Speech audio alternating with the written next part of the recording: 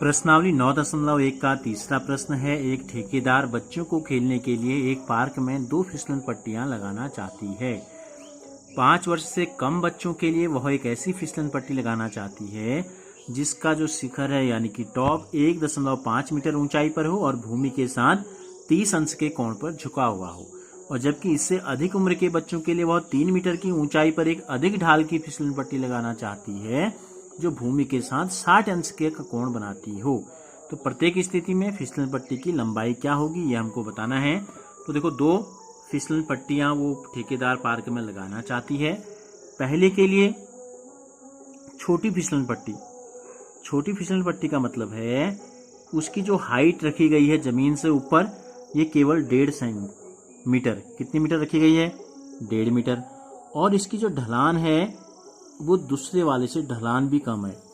तो ये माना हाइट हमने रख ली फिसलन पट्टी की, ठीक है, और ये भूमि का तल है जहां पर हमने इसको लगाया है, और माना फिसलन पट्टी जो है इतने स्लोप में 30 अंश का कोण बनाते हुए लगाई गई है यहाँ पर। ये है फिसलन पट्टी माना, ठीक है। और फिसलन पट्टी का रूप अगर हम इसको देना चाहते हैं थोड़ा सा, ठीक है, तो ये इसकी जो हाइट हमको दी गई है ये दी गई है हमको 1.5 मीटर। यहाँ क्या होती हैं सीढ़ियाँ होती हैं, यहाँ से जब ऊपर चढ़ते हैं बच्चे और यहाँ से क्या करते हैं फिसलते हैं नीचे को, ठीक है। तो ये इसकी जो लंबाई है ये हमको बतानी है, यहाँ से यहाँ तक की लेंथ कितनी है, केवल हमको ये दिया गया है ये 1.5 मीटर है, और इसका जो झुकाव है जमीन के साथ, ठीक है, यहाँ पे ले लेते हैं ये 30 अंश का झुकाव है। और बड़े बच्चों के लिए जो फिसलन पट्टी होती है वो 1.5 के बजाय कितनी है, वो जो है 3 मीटर ऊंची है, इसकी हाइट ज़्यादा है, इसकी हाइट जो है कितनी है ज़्यादा है, और ये ज़मीन के साथ जो कोण बनाती है ये भी क्या है बड़ा है, ठीक है। कितने अंश का बन रहा है 60 अंश का कोण बनता है।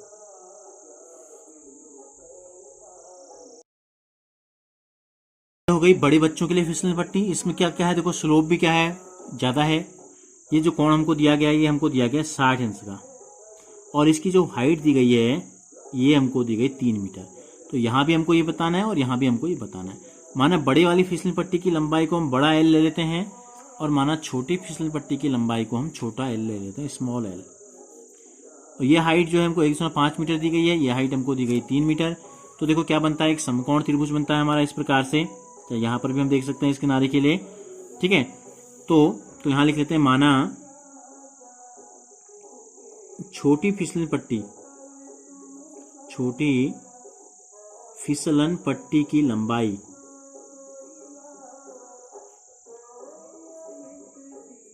को हमने मान लिया एल मीटर। अगर हम इसका नाम रख दें कुछ, ये ए, इसको बी ले लें, इसको अगर हम सी ले लें, ठीक है, तो क्या बन रहा है एक समकोण त्रिभुज बन रहा है। हमको ये एल बताना है, और इस कोण के सामने वाली भुजा, अगर हम 30 त्रिकोणमितीय कोण 30 की बात अगर हम करें तो 30 के सामने वाली भुजा क्या है लंब होगी, और समकोण के सामने वाली भुजा हमेशा क्या होती है कर्ण। तो हमको लंब दिया है और हमको कर्ण बताना है, ठीक है। हम लिखते हैं समकोण त्रिभुज ए बी सी में कोण 30 के लिए, कोण 30 के लिए जो कोण हमको दिया गया 30 अंश का, तो इसके लिए क्या है लंब, इसके लिए लंब है 1.5 मीटर, और कर्ण जो हमने माना है स्मॉल एल ये हमको बताना है।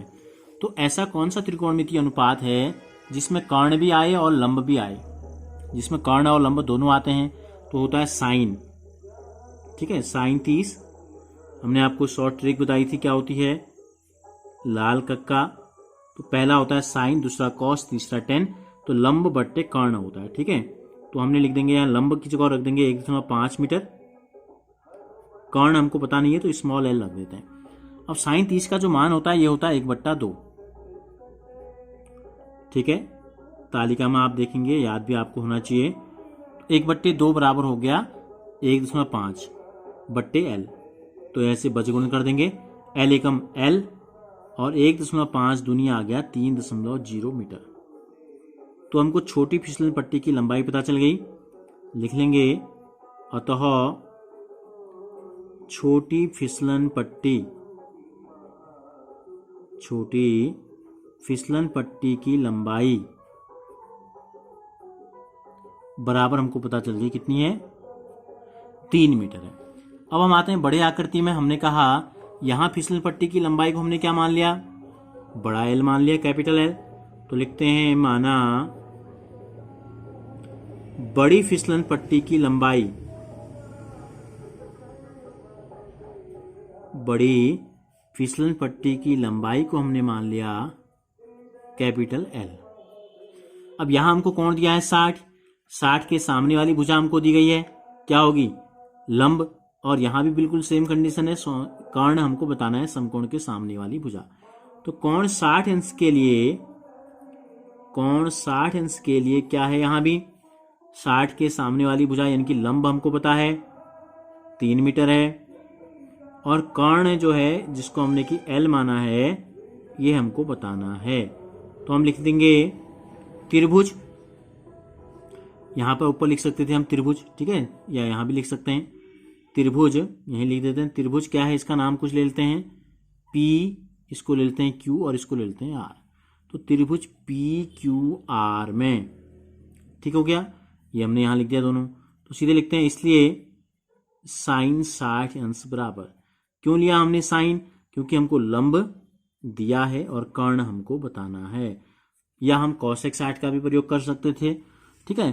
तो उन दो भुजाओं का प्रयोग हमें करना है जो हमको एक पता है और एक हमको बतानी है।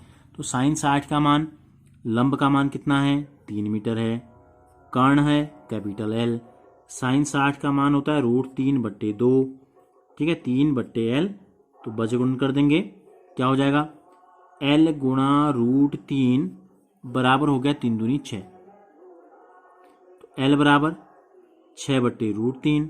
हर में रूट को नहीं लिखते, हमने आपको बताया, तो क्या करते हैं, हर का परिमेयीकरण करते हैं। तो √3 से अंश में भी और हर में भी हमने गुणा कर दिया, तो ये आ गया 2√3, √3 गुणा √3 हो गया 3, 3 का भाग 6 में जाएगा 3 दूनी 6 बार और √3 बच जाएगा ऐसे ही। तो ये आ गया 2√3 मीटर। तो इसका मतलब क्या हो गया, अतः बड़ी फिसलन पट्टी जो है, बड़ी फिसलन पट्टी जो हमको दी गई है, इसकी जो लंबाई है ये हमको पता चल गई, कितनी आई, 2√3 मीटर। तो इस प्रकार त्रिकोणमिति अनुपातों का प्रयोग करके हमने क्या किया, इन दोनों फिसलन पट्टियों की लंबाई को हमने ज्ञात कर लिया है।